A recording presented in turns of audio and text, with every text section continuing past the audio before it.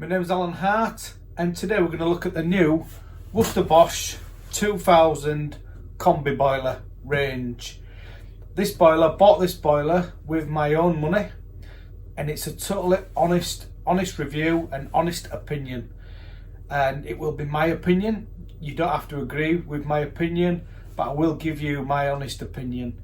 So yeah, so let's have a look. Let's have a look inside. I'll take the I've already put it on the wall. I've put the bracket on the wall and I've lifted the boiler on, and I will say that part of it was better than probably any other boiler I've installed, to be honest. The bracket is very, very good, and it easily locates itself as you're putting it on, so it's good. The unboxing was good as well, very well thought out.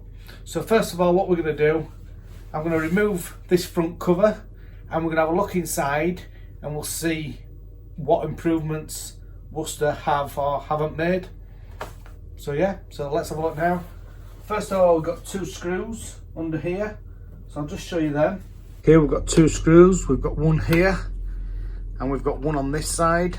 And as always in all my videos, please remember you must be gas safe registered if you're going to work on central heating boilers.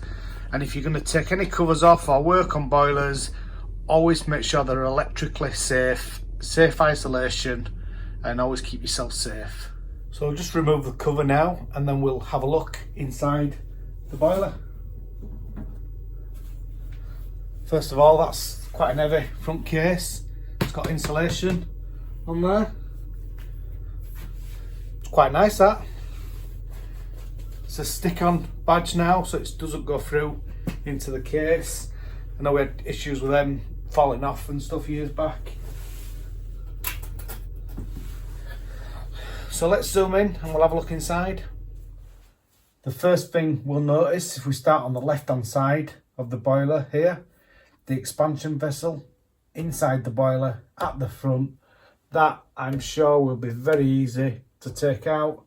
Got copper pipes on it as well, which is quite big, and also it's got strainer valve on the front, so very well done to Worcester for that. Going along here,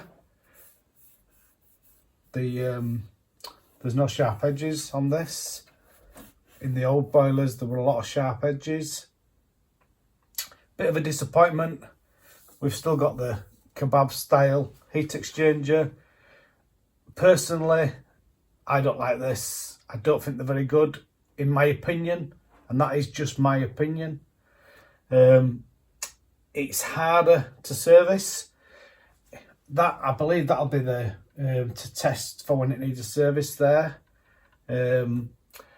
What tends to happen is, on the older ones especially, if you waited until it failed, then you couldn't get the internals out in them.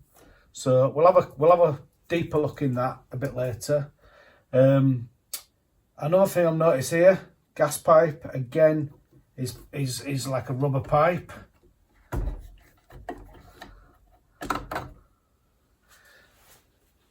I don't like that either. On some of the other boilers, the gas pipe, it used to split, or they did split, or I've been to a few that have split, so I definitely don't like that. If we have a look, I'll just show you on the old model of boiler that had a gas pipe that looks very similar to me. I'm not keen on that. So if we just zoom in a bit more there, we've just got to the left here, just here, on this here, that's the gas valve. I'm just going to take this little cover off on the bottom here. If we remember on the old boiler, you could take this off and it was a little inspection hatch. When you take this one off, I've just lost a screw, but I'll find that in a minute. When you take this off, it is still an inspection hatch, but for some reason it's got this big flap on here. I'll just show you on an older model so you can see the difference. On the older model, it had an inspection hatch on the front, just two screws. Lift it off and you could see in there quite easily. I'm not sure why they've made that bigger. I just don't know. There might be a reason, I suppose. Just more plastic though, innit? Just before we look on the bottom part, this is just my opinion. Now, what I would suggest is anybody who is going to install these boilers, go on a Worcester Bosch training course, or any boiler, whatever boiler you're going to install, go on the training courses first, because they're always very, very useful, and you'll find out little bits and bobs. I've not been on no training course with this, so I've just literally opened the box, looked at it, and I'm giving you my opinion straight off. So some of it could be wrong. So as I said, go on the training courses and get yourself familiar with the boilers. So let's have a look below. First of all, pressure gauge is on the front, nice and easy to see. There was always on the front anyway, so like on the old boiler, it's on the front as well. So yeah, so that's good. So let's have a look inside here.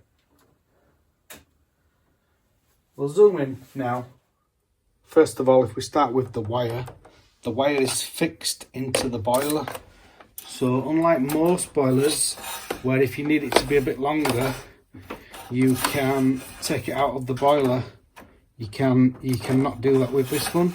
You would have to put some sort of junction box on it, which I don't think's great, but it won't happen that often, so it won't be a big issue. Willow pump. There's been a lot of issues with Grundfos pumps, with new Grundfos pumps, so maybe that's why they've gone to the Willow pump. Personally, I've not got an issue with Willow pumps. I think they're a good pump. If we have a look right in the back there, don't know if you can see, I'll just try and zoom in a bit more. Just in back there, we've got a funny looking PRV, but it looks of it.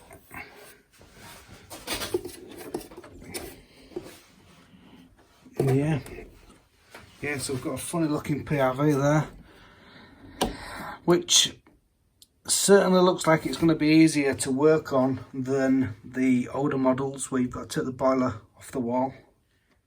Just before we zoom in, I'm just going to remove this condensate trap. It looks a little bit of a funny shaped trap. I'm going to do a little bit of reading up about that trap, I think, and then we'll talk about that. That comes out nice and easy. That'll take a bit of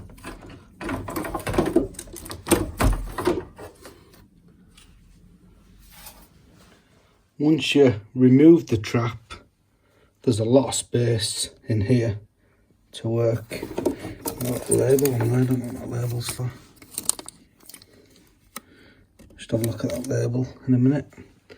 But there's the plate, bit looks of it, you just undo that screw and plate will come out. I'm going to do that now, just to tell you it's a wet pocket. So that must be the thermistor maybe. We'll have a look shortly. I'm just going to undo this screw here and we'll see if this plate just lifts out, because it looks like it will. Doesn't look like there's a screw into the side.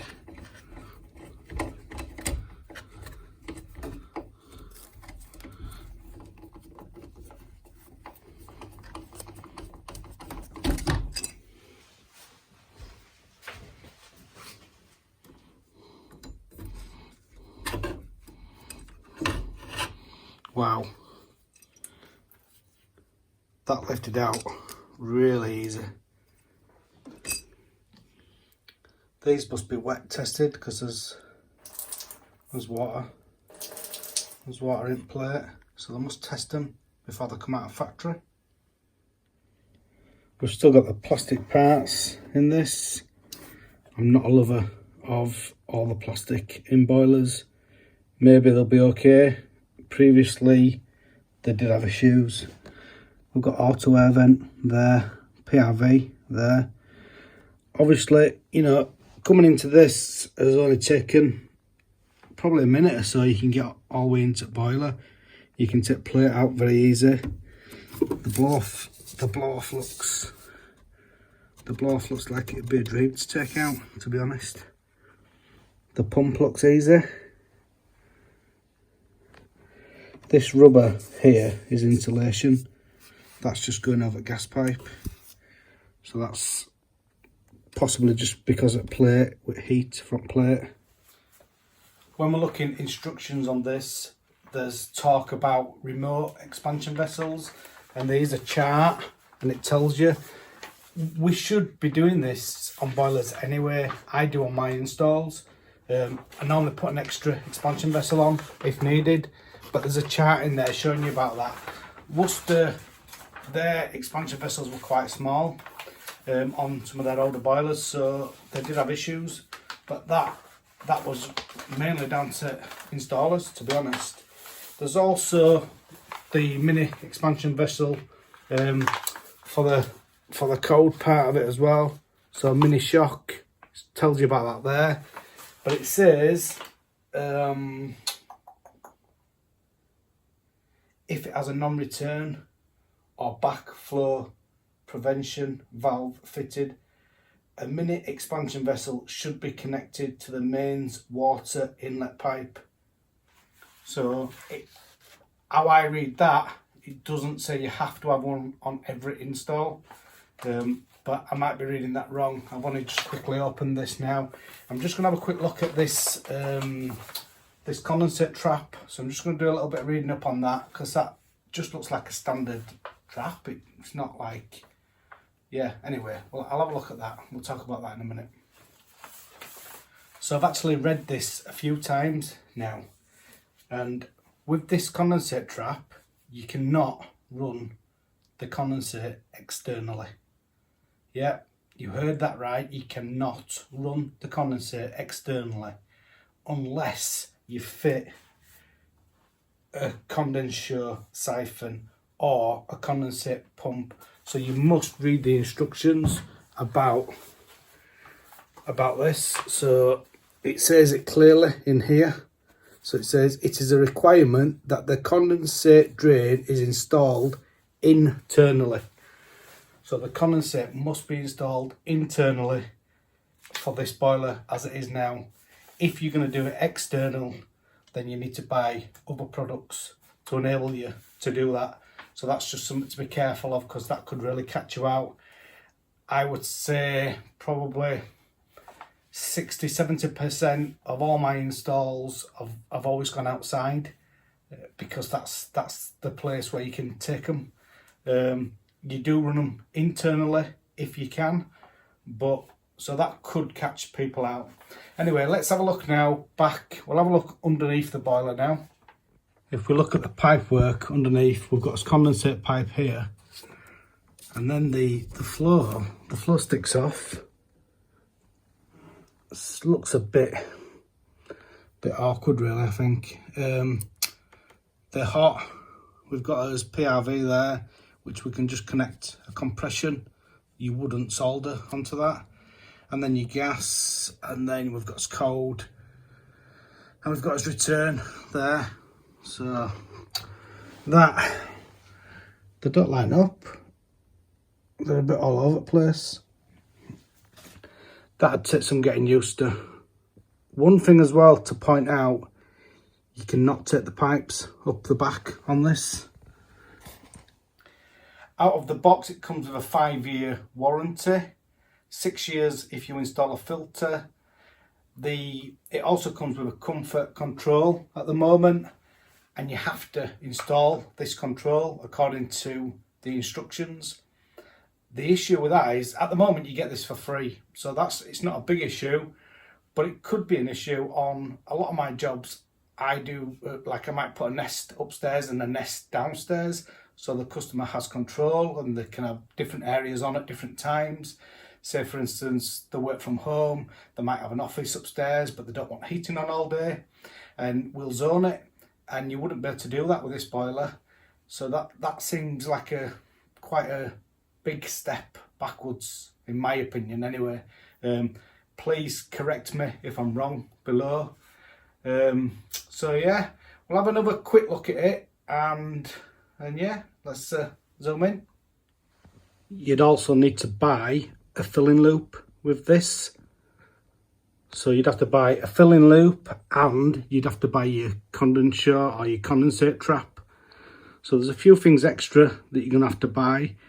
You'd also have to buy a filter, because we have to install filters now.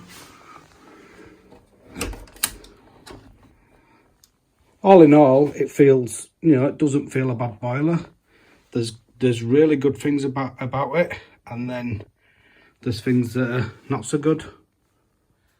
I'd really love your opinion. If you could put some comments below, I'd be very grateful. All in all, one thing I'd like to ask is if anybody can just check about the controls. That for me is a really big issue. If we can't put it onto multi-zones, then that's a problem. The condensate trap as well, that's just seems bizarre, because I think Worcester had the best trap you could have on all the boilers I've seen. You could actually fit smaller pipe on their boilers, on the condensate, so that seems to have gone backwards as well. The pipe configuration underneath, again, I don't think that's very good. The obviously not being able to put pipes up the back, again, you're gonna have to put pipes. If you've got to put pipes up, they're gonna have to go wall, which is okay on some jobs, but some jobs you might not be able to do that. So that's something you really need to be aware of. Good points: blow off where you can get to it, absolutely brilliant. Plate heat exchanger, that comes out in seconds. That is really, really good. The expansion vessel, that for me is brilliant. They've done a major improvement with that. It's forward facing, you can get to its radar valve, and it's got a big massive copper pipe on it, so it's not going to block up. So all in all, they've made some real big improvements, but there's some of the things inside, I can't weigh them up, to be honest. But that's my honest opinion. Please, as I say, add some comments below. Let me know what you think, you know, yeah. And don't forget to click up here somewhere and subscribe. Thank you for watching.